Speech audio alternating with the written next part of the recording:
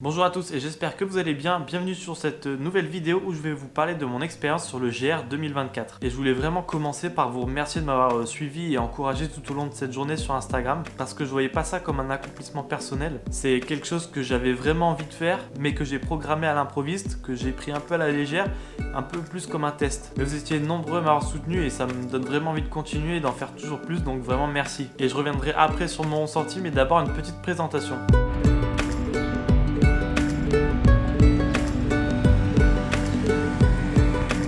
Là il est 7h30, il fait un peu frais, mais le temps est vraiment magnifique. Ciel bleu, ils annoncent 17 l'après-midi. Là on est au mois d'avril, donc c'est les premiers beaux jours, donc c'est vraiment le jour parfait pour commencer ça. Et donc sans plus attendre, c'est parti.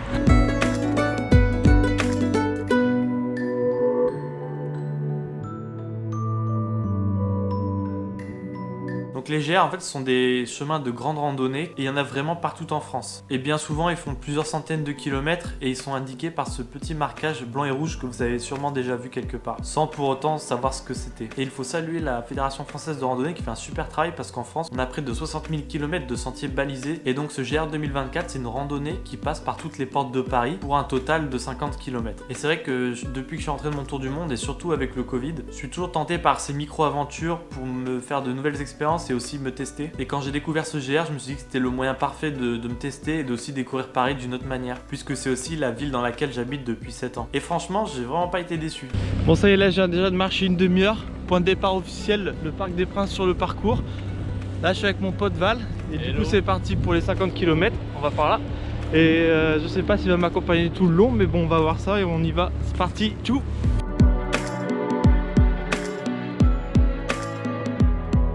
Je me suis pas préparé spécialement physiquement pour cette occasion, mais c'est vrai que ça fait 6 mois que je cours très régulièrement, donc j'étais quand même en bonne condition physique. Ça m'a forcément aidé, mais j'ai tendance à dire que la marche c'est surtout un combat psychologique. Parce que peut-être qu'au bout de 10 ou 20 km vous allez commencer à avoir des douleurs ou sentir un peu les jambes lourdes, mais pour moi tant que vous gardez la volonté d'avancer, vous allez avancer. Sauf si bien sûr vous faites une grosse blessure entre temps. Et c'est pourquoi je pense qu'il est essentiel avant de partir en randonnée de visualiser un peu ce qui nous attend. Que ce soit les difficultés potentielles ou même le temps de marche total prévu. Tout ça, ça va vous aider à limiter les mauvaises surprises et les choses qui peuvent vous impacter mentalement. Et si tout se passe comme vous l'aviez pensé, vous allez vraiment vouloir aller au bout de ce que vous aviez prévu. Mais aussi, si vous prévoyez de marcher longtemps, ne pensez pas tout de suite à l'arrivée. Que ce soit les nombreuses heures de marche qui vous attendent ou même les nombreux jours, parce que sinon, vous allez aussi vous démotiver devant la quantité qui vous reste à accomplir. Alors concentrez-vous sur du court terme, comme la prochaine pause que vous allez vous accorder. Concernant mon équipement, c'était simplement une tenue de running, et je pense surtout aux chaussures qui sont notamment les plus légères par rapport à des chaussures de marche, parce qu'ici on n'aura pas besoin de renfort ni rien comme c'est que de la route,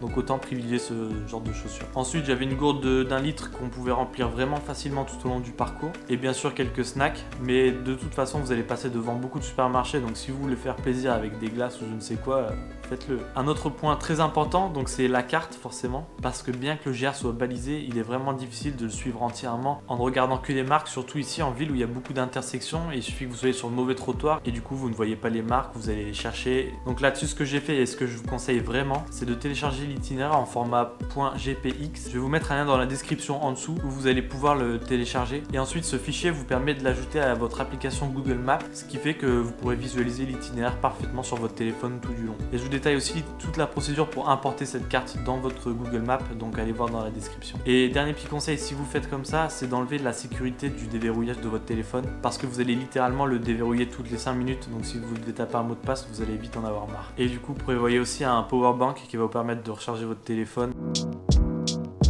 I was born in the city, I was raised on its edges. My pop worked his life on its complex. I found love in its center. If I could live here forever, think it'd be for the better.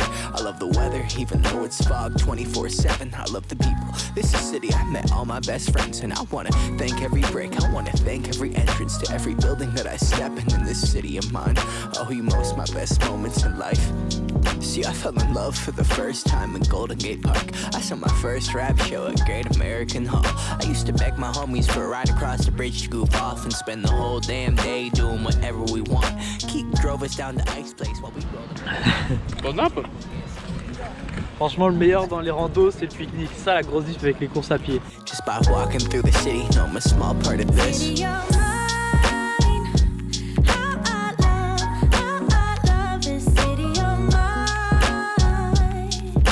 It never gets me down.